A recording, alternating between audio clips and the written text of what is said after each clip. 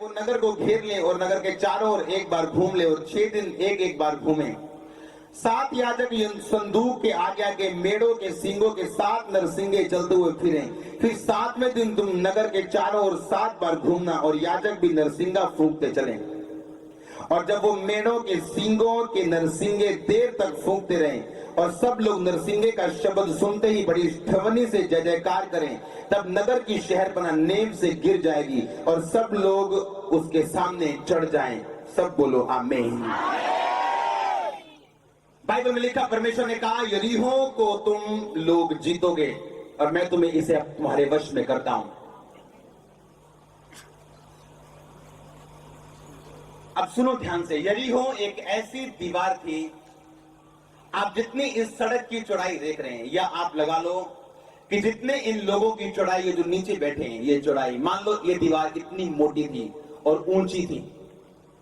पूरी दुनिया में जैसे आज चाइना की वॉल मशहूर है, आप चाइना की दीवार जो है उसको आप सैटेलाइट से भी आपको प्लेन से भी दिखती है वो, हाँ के ना? कईयों को पता होगा जो चाइना की दीवार है, जो सबसे दुनिया की मशहूर दीवार है, वो आपको प्लेन से भी दिखती है, वो इतनी बड़ी।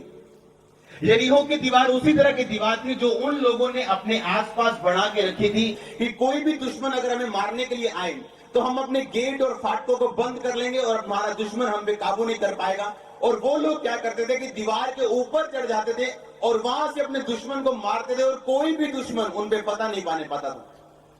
परमेश्वर ने कहा अपने लोगों को कि तुम लोग जाओ और उसके आसपास गेड़ा मारो, चक्कर मारो, सब लोग चले जाओ। मान लो ये हम सब लोगों को परमेश्वर ने कहा कि जाओ और दीवार के आसपास रोज एक चक्कर लगाना। 6 दिन तुम एक एक बार चक्कर लगाना, रोज सुबह उठ के। 7 याजक उस परमेश्वर के संदूक के आगे आगे चले। 7 जने आ जाओ, 7 जने जेंट्स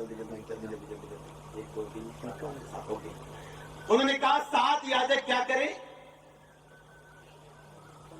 7 नरसिंगे लेके संदूक। आप सोचेंगे ये क्या हो रहा है? परमेश्वर को ये बोलना चाहिए था, जाओ बड़े बड़े पेड़ लो और 20-20 100 बंदे पकड़ के उसको मारो दीवारों पे और उसके गेट खोल दो। परमेश्वर ये साबित करना चाहता था अपने लोगों को कि ना तो बल से ना शक्ति से पर मेरी आत्मा के द्वारा। परमेश्वर ने कहा जाओ, मैं फिर से पढ़ता हूं, ध्यान से सुनो। तुम में से जितने योद्धा हैं नगर को घेर ले और नगर के चारों ओर एक बार घूम ले। 6 दिन ऐसा करना। 7 याजक संदूक के आगे आगे मेढ़ों के सींगों के 7 नरसिंगे लिए हुए चले। जो परमेश्वर का संदूक, यानी वो संदूक जहां पे 10 आज्ञाएं पड़ी रहती थी जो परमेश्वर ने अपनी उंगली से लिख के मूसा को दी थी। परमेश्वर ने कहा 7 याजक, फिर से पढ़ो, संदूक के आगे आगे मेढ़ा यानी जो शीप का घर वाला, male sheep, gents sheep, gents भेड़। कितनों को समझ आई? भेड़ का घर वाला कहता उसके सींग लेके, उसके नरसिंगा लेके, उसके सींग से बनता था, आज भी बनता है। कहा कि तुम 7 जने चलो और जाओ और 7वें दिन तुम 7 बार घूमना। वो छोटा सा शहर नहीं था, आप खामरे के 7 चक्कर लगाओगे आप बोलोगे थक गए। लेकिन वो शहर के 7 चक्कर सुबह तड़के से लगा रहे और परमेश्वर ने कहा आप जय जयकार करो, हालेलुया बोलो। जब उन्होंने हालेलुया बोला वो गिर गए। सुनो,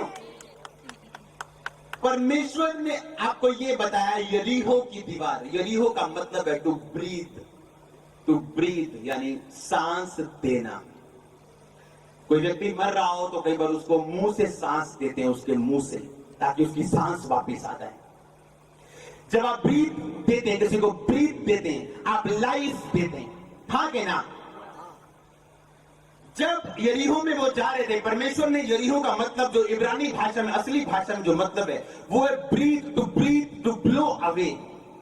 यानी अगर एक विश्वासी परमेश्वर के हुक्म को माने और जैसा परमेश्वर कहे वैसा वो चले। परमेश्वर ने कभी इस्राएलियों से बात नहीं की। परमेश्वर ने अपने दास यहोशू को बोला और यहोशू ने आगे बोला। यहोशू एक टाइम था मूसा के अधीन था, अब उसके पास वो एक्सोसिया जो मूसा के पास था यहोशू के सिर के ऊपर आ चुका था। अब यहोशू की अथॉरिटी को इजरायली समझते थे, अब इजरायली उसकी अथॉरिटी के नीचे थे। उसने जो इजरायलियों को बोला उसने किया। और जब आप अथॉरिटी के, मैं फिर बोल रहा हूं, नीचे आते हैं, आपके अंदर एक ब्रीथ, एक पावर, एक सांस परमेश्वर की ब्लो की जाती है, जिसकी वजह से आपकी लाइफ का वो दीवार, वो हिस्सा नीचे आता है जो दुश्मन के द्वारा और शैतान के द्वारा बनाया गया है, जिसे आप जानते हैं आपकी ताकत खत्म नहीं कर सकती और आपको परमेश्वर का हाथ चाहिए उसे खत्म करने के लिए। कितने आप समझ रहे मेरी बात? क्योंकि अब आप जानते हैं कि ये काम मैं नहीं कर सकता। अच्छा मैंने ये कर दिया, हीलिंग हो गई छोटी, अच्छा अभी पेट का रोग चला गया, अर्थराइटिस, लेकिन एक ऐसा काम आपकी लाइफ में आता है जो आप जानते हैं कि ये काम अगर मुझे करना है तो मुझे प्योर परमेश्वर का हाथ चाहिए, मुझे शरेआम परमेश्वर का हाथ चाहिए, कंप्लीट परमेश्वर की ग्रेस चाहिए ये काम करने के लिए। हाँ के ना? और बाइबल बताती है यरीहो में आने का मतलब ये है, एक विश्वासी जब गिलगाल में पहुंचता है, जिस तरह अलीशा और एलिया 4 जगह से निकले, गिलगाल से निकले तो बेतेल पहुंचे, बेतेल से निकले तो यरीहो पहुंचे, यरीहो से निकले तो यरदन पहुंचे। हाँ के ना? गिलगाल का मतलब ऐसा स्थान जहां पे आप विश्वासी जीवन शुरू करते हैं।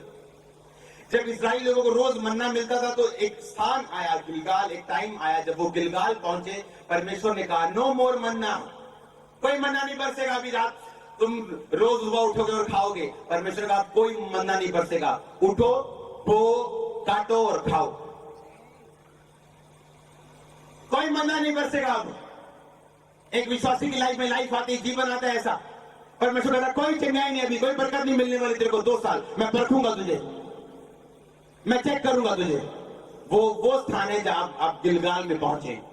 फिर बेतेल आता है, बेतेल का मतलब खुदा का घर। आपको कुछ नहीं मिला फिर भी आपने खुदा के घर को छोड़ा नहीं, अपने स्थान को नहीं छोड़ा, अपनी ड्यूटी को नहीं छोड़ा, अपने पद को नहीं छोड़ा, आपने कुछ नहीं छोड़ा जो प्रभु ने या उसके दास ने आपको दिया। फिर स्थान आता है यरीहो, क्योंकि आपने गिलगाल में यानी बिना देखे आपने परमेश्वर में चलते गए, फिर आप खुदा के घर में टिके रहे बिना किसी प्रॉब्लम के। फिर तीसरा स्थान जब परमेश्वर आपको लड़ना सिखाता है और आपने ब्रीथ देते हैं, आपने सांस देते हैं, फिर आप देखते हैं कि मैं ये काम कर रहा हूं, ये काम मैं नहीं कर सकता हूं, ये काम सिर्फ परमेश्वर कर सकता है जो अगर मेरे साथ है। हालेलुया। यरीहो वो स्थान है जहां पे आप अपनी ताकत पे भरोसा छोड़ देते हैं, आप हिसाब से चलना छोड़ देते हैं। और साहब ना चलो, और रिश्तेदारों ने भी रखो नाल, और फलाने ने भी रखो, और साहब ना चलो, आप हिसाब छोड़ देते हैं, आप कैलकुलेशन छोड़ देते हैं। कहां कितना पानी है, ज्यादा दूर नहीं जाना, डूब ना जाए, आप छोड़ देते हैं कैलकुलेशन, आप सिर्फ डूबते हैं और आप भागते जाते हैं, आप चलते जाते हैं, आपसे कोई बात नहीं, डूब गए, नो प्रॉब्लम। हालेलुया। और आप क्या देखते हैं कि मछलियां गहरे पानी में होती हैं, दुनिया की सबसे महंगी चीजें गहरे पानी में होती हैं। ऐसी मछलियां जिनकी कीमत 40,000 रुपए किलो है, 1 लाख रुपए किलो है, गहरे पानी में होती हैं। डड्डू चाहिए कि मछलियां चाहिए? आप पे डिपेंड करता है आप क्या लेना चाहते, कैसे आप परमेश्वर से लेना चाहते हैं। हालेलुया, जोर से बोलो हालेलुया। आमीन। एक विश्वासी होने के नाते आपको परखा जाएगा। आपको जब नहीं मिला आपका ध्यान कहां पे था, आपने परमेश्वर की महिमा की या नहीं की?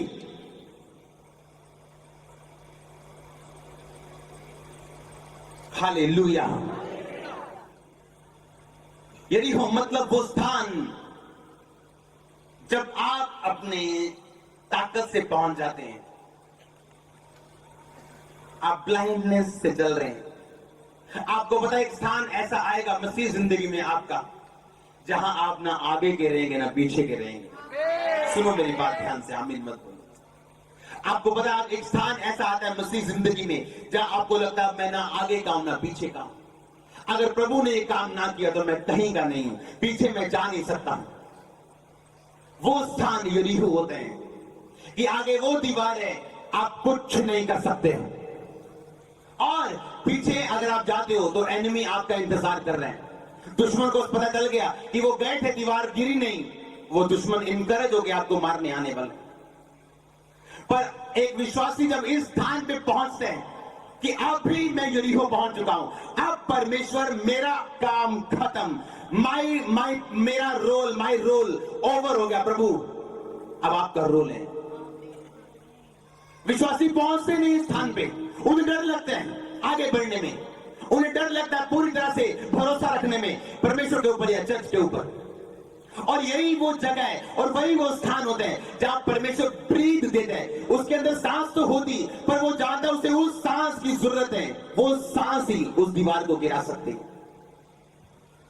मैं आपको प्रैक्टिकली बता रहा हूं जो मैंने मेरी लाइफ में हुआ है।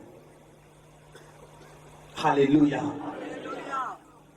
क्या आपको लगता है आप यहां पे वैसे ही आ गए? आज कल सुबह से बारिश हो रही और हम मीटिंग में अभी,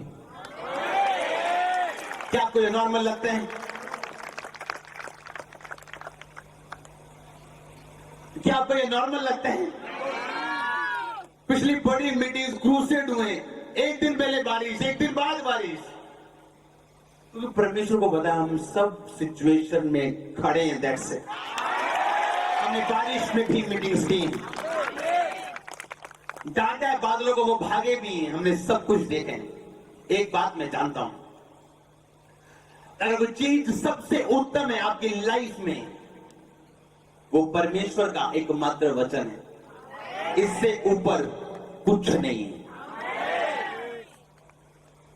क्योंकि वर्ड की कमी होती तो बंदा बोलता है ओह ये स्थान ज्यादा मुश्किल हो गया, अब चलना मुश्किल हो गया।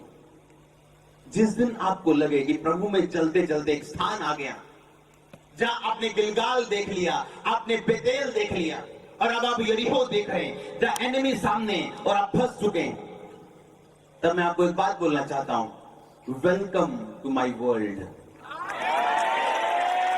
उस दुनिया में स्वागत है जहां पे मैं जीता हूं।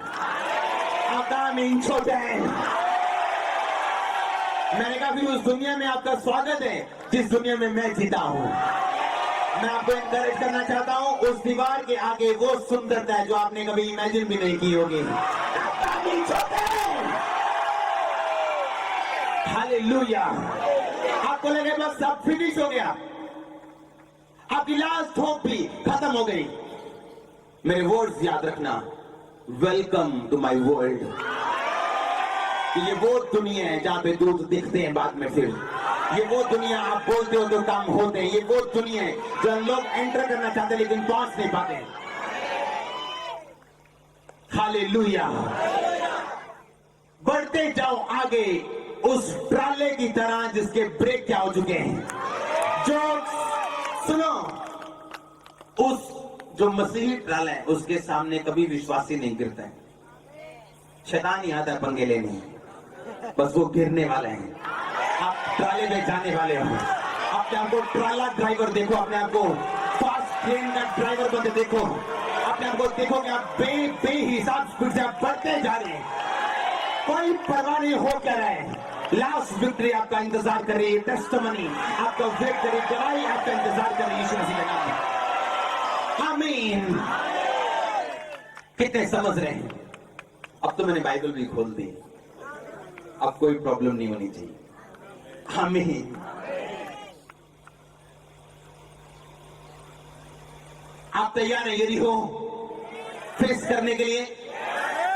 आपको पहले गिलगाल से निकलना पड़ेगा, जहां प्रभु कुछ ना दे तो खड़े रहना पड़ेगा। बेतेल यानी खुदा के घर में रहना पड़ेगा। उसके बाद खुदा का घर यानी प्रेजेंस, प्रेजेंस जो चर्च में भी आपको मिलती है, प्रेजेंस जो आप घर पे भी प्रार्थना करते हैं, आप उसकी प्रेजेंस में बने रहते हो, आप खुदा के घर में रहते हैं।